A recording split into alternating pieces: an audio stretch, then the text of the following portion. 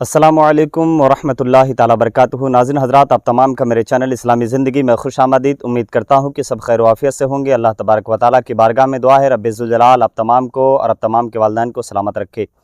नाज़रीन हज़रात, अगर पहली बार मेरे चैनल में आए हैं तो मेरे चैनल को सब्सक्राइब करें, बेल आइकन ऑन कर दें ताकि वीडियो की नोटिफिकेशन सबसे पहले आपको मिले। हज़रात गिरामी वक़ार, आज मुहर्रमुल हराम में लोग बड़े शौक़ से ढोल बजाते हैं और वो इस बात को नहीं जानते कि सबसे पहले इमाम हुसैन की शहादत के बाद इमाम हुसैन की शहादत की खुशी पर किसने ढोल बजाया था। और लोग ये कहते हैं नाइल्मी की बुनियाद पर, जिसे इल्म नहीं है उस बुनियाद पर ये कहते हैं कि हम तो इमाम हुसैन के इश्क पर ढोल बजाते हैं, उन्होंने जो इस्लाम के खातिर जो काम किया है उस काम की खुशी में हम ढोल बजाते हैं। लेकिन हकीकत क्या है, आज मैं हकीकत आपके सामने रखता हूँ और ये जान ले कि इमाम हुसैन की शहादत के बाद सबसे पहले ढोल किसने बजाया। उसके लिए मैं आपके सामने मुफ्ती सलमान अज़हरी साहब की वीडियो रखता हूँ। वो वीडियो देखने के बाद यकीनन आपको मालूम हो जाएगा। लेकिन उससे पहले मैं गुजारिश करूँ, ये वीडियो आप ज़रूर से ज़रूर हर मुसलमान तक शेयर करें ताकि हर मुसलमान को पता होना चाहिए कि इमाम हुसैन की शहादत के बाद सबसे पहले ढोल किसने बजाया। आइए मिलकर वो वीडियो देखते हैं, उसके बाद गुफ्तगू करते हैं। देखिए एक क्लिप। अपनी ताकत पर के तबले बज रहे थे, ढोल बजाए जा रहे थे, रक्कासाओं से गीत सुनाए जा रहे थे। पूरे मैदान बद्र उनके ढोलों की आवाज से, शोर से भरा हुआ था। कुफार ये समझ रहे थे कि कल हमारी फतह है। 1000 से ज्यादा की तादाद, कई ऊंट तो वो ज़बह करके खाने के लिए पकाए हुए थे, हांडियां चढ़ी हुई थी, सारा नशा उनके पास था। और रसूल पाक सल्लल्लाहु अलैहि वसल्लम के साथ जो सहाबा आए, उनमें से सहाबा की हालत ऐसी है, एक खजूर किसी के पास है तो 4 लोग एक खजूर को चूस कर अपना पेट भर रहे हैं। उसके बावजूद तवक्कुल और यकीन की ताकत यह है, मेरे मुस्तफा ने सिर्फ लकड़ी का इशारा करके बताया कि घबराना नहीं, यहाँ फलां सरदारे कुरैश गिर के मरेगा, यहाँ अबू जहल गिर के मरेगा। मेरे आका की सिर्फ बशारतें थी, हुजूर ने सिर्फ फरमा दिया था और सहाबा का यकीन ऐसा था। फरमाते हैं बद्र की रात हम इतने आराम से सोए जितना मदीने में कभी रातों में हम सोया नहीं करते थे। जंग के मैदान में सामने लश्करे जर्रार अपनी फतह के तबले बजा रहा है, ताकत के नशे में धुन है, लेकिन सहाबा का यकीन ये बता रहा है अल्लाह की मदद हमारे साथ आने वाली है, फतह और नुसरत रसूल पाक के दीवानों को मिलने वाली है। अब मैं जरा बात ये बताना चाहता हूँ मेरे मुसलमान भाइयों, तारीख ने क्या बताया, तारीख ने क्या बताया। बद्र का मैदान भी हुआ, इन निहत्ते सहाबा के लिए अल्लाह ने 5000 फरिश्तों को उतारा, मैदान बद्र में उतारा, फतह मुबीन से हमकनार हुए। मुझे बताओ वो तारीख के झरोकों में कहां खो गए जो सरदाराने कुरैश थे, बड़े बड़े पहलवान थे, उनके पास ताकत, तख्त, नशा, दौलत सब कुछ था, सब खो गए। तारीख के धारों में उनको तलाश करोगे तो निशान तक ना मिलेंगे। लेकिन मेरे आका के इन दीवानों के तस्करे आज भी हमारे मजमू में मिलते हैं। बद्र के शोहदा आज भी हमारे दरमियान जिंदा हैं। यही तारीख ने करबला के मैदान में भी बताया। 82 लोगों में से अक्सर अगरचे शहीद हो गए, कट गए, हाथ पैर उनके अलग हो गए, गर्दनें जुदा हो गई। बज़ाहिर तख्त के नशे में चूर यजीद ने यह समझा होगा मैंने एक हक बोलने वाली जुबान को बंद कर दिया है, हुसैन को खत्म कर दिया है, अब मेरे खिलाफ कोई बात आने वाली नहीं है, हमेशा का तख्त मेरा है, हमेशा की सियासत और इख्तिदार मेरी है। लेकिन हुआ क्या, सिर्फ 2.5 साल के बाद उसका जिस्म सड़ा, बदबूदार हुआ और ऐसे बिस्तर पर मरा जहां उसके सिराने शराब का कूजा भरा हुआ था। नाचने वाली गाते रही और वो मरकर खत्म हुआ। अब मैं बताता हूं मेरे अजीजों, तारीख के ये दोनों मारकों को जहन में रखना और कभी अल्लाह ने अगर तौफीक दी तो मुल्के शाम भी चले जाना और इराक भी चले जाना। ये अंबिया और औलिया की सरजमीन है।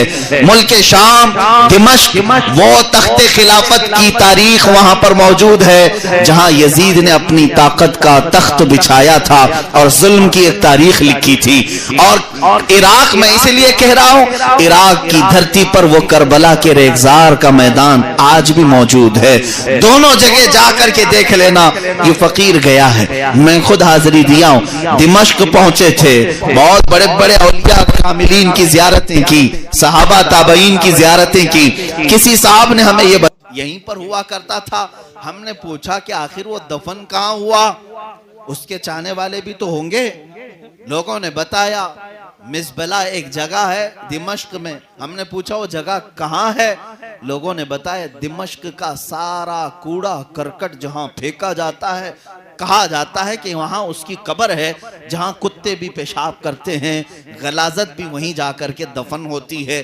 सारी गलाजतें, नाक पकड़ करके भी कोई खड़ा ना हो सके, ऐसी जगह लोगों ने बताया कि यहाँ यजीद खत्म हो चुका, यहाँ उसे दफन किया गया था।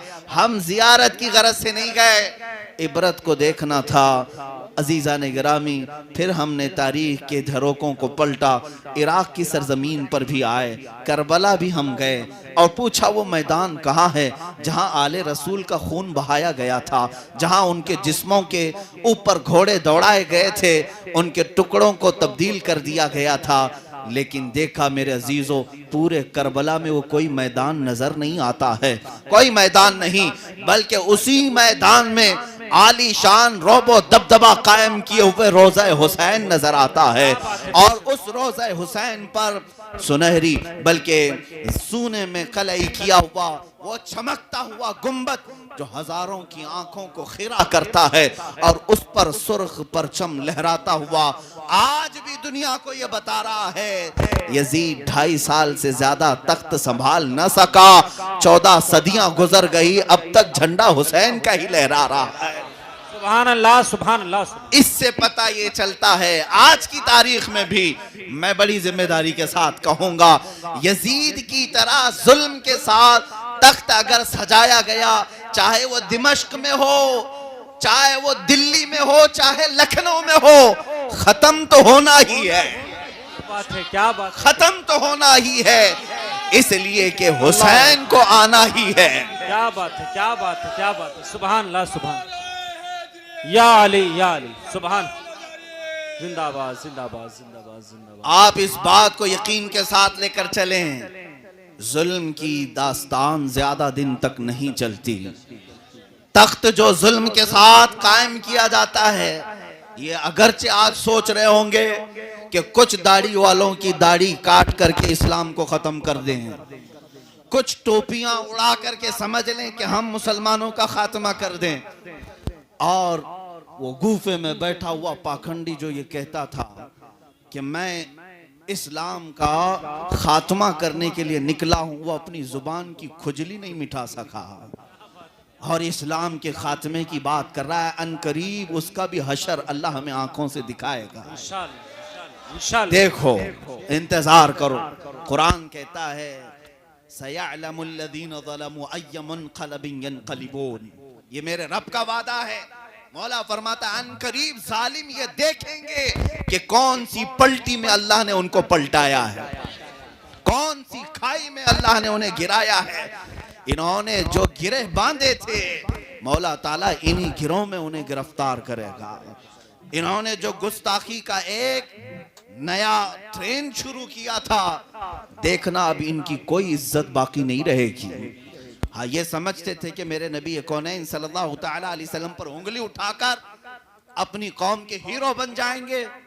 देख लेना तुम्हारी लाशों को कुत्ते भी नोचे हैं और तुम्हारी खुद कौम तुम्हें नंगा करके मारेगी, इसलिए कि तुम हुजूर अकरम सल्लल्लाहु तआला अलैहि वसल्लम की साथ पर जो हमले कर रहे हो, तुम्हारा क्या मुकाबला था?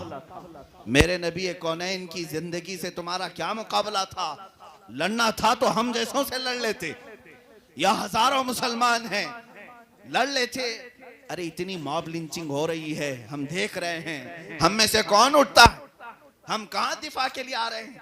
मैं इनसे कहता हूं, ये चंद दाढ़ियां अगर तुम काट लो, चंद टोपियां अगर तुम उड़ा लो, तो क्या समझते हो कि इस्लाम का खात्मा होगा? जालिमों, इस्लाम किसी मोहल्ले और किसी गली से निकले हुए दीन का नाम नहीं है।